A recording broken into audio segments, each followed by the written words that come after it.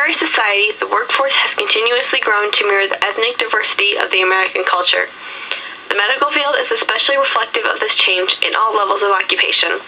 While the baby boomer generation retires, numerous job positions need to be filled to both replace and provide medical assistance for this aging population.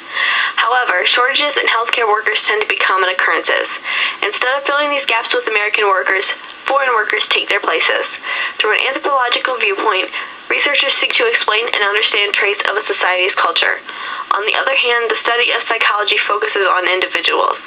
Nonetheless, the two studies have been combined to form psychological anthropology, the study of the connection between the individual and cultural differences and similarities. Individual personalities derive from the primary or the most basic institutions in the society, particularly child-rearing.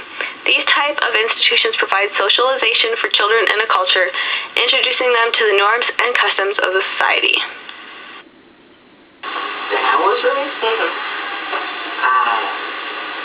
I wouldn't say differently, but I mean, even though I have a kid here, I wouldn't want him to know where he's from, as in from Africa.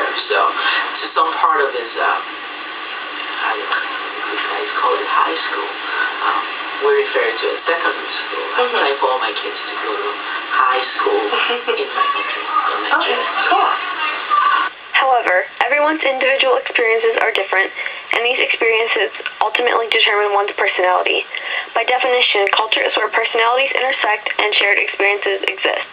Diversity in personality is emulated through secondary institutions such as religion and rituals. Although the different ethnic groups in America coexist together, there are many experiences that are not shared among the divisions. This is especially true of those Americans who were raised in foreign nations. The primary and secondary institutions they encounter then are culturally different than that of their native country. The identity of these individuals may resultantly be difficult to discover. According to Joanne S. Barefoot, for decades, racial groupings have been the basis for everything from drawing the boundaries of election districts to set-asides for government contracts to establishing two-tiered standards for hiring and college admissions. Most people, both foreign and native-born, even believe that a single American culture does not exist. Pretty much ethnic groups, Caucasian. I would say that you could definitely, even though America wants to say they are just one America, no. You see the divisions there. Ideas and beliefs in this shared culture of America are usually formed around an ethnic group. Therefore, the personalities of foreign-born workers must undeniably reflect the culture they were raised in, as well as the one in which they now live. The difference is apparent in the interviews of foreign-born Americans. I guess I never thought of it. I've lived in different other countries, so, this just happened to be where I decided to settle down. I have lived in London before. I've lived in France. I've lived in Paris, in Germany. So, I guess, I don't know. I just figured I'm going to settle down here, go to school here, so I guess, stay for 10 years, you get the citizenship. Recently in America, as urbanization and industrialization have taken place, individualism has come to the forefront as a cultural value. This is displayed through the focus on competition and getting ahead, particularly in the workplace. Almost all medical positions in America include a significant amount of foreign-born individuals. They include physicians, researchers, surgeons, registered nurses, nurse practitioners, nurse anesthetists, physical therapists, occupational therapists, medical technologists, and lab workers. Foreign-born workers have been proven to have higher levels of skill and education. However, to obtain their jobs in a diverse environment, they have to work harder and stay ahead of their competition. Initially was, and I think that we have to work a little harder than somebody who was born. As resentment toward foreign workers replacing Americans in the medical field grows, some employers seek to raise qualifications and restrictions on job opportunities. Origins from immigration are therefore a source of separation for the American culture. Nevertheless, this idea can also present itself as a unifying feature. Every ancestry in the United States extends to some external nation, so everyone can trace his or her roots back to a foreign race or ethnicity. Because each American experiences his or her culture and ethnicity differently, beliefs, behaviors, and actions vary among individuals. Therefore, the American identity is one of self-discovery, whether native or foreign-born. Contrasted with the psychological approach, cultural ecology seeks to explain the relationship of a culture to its environment.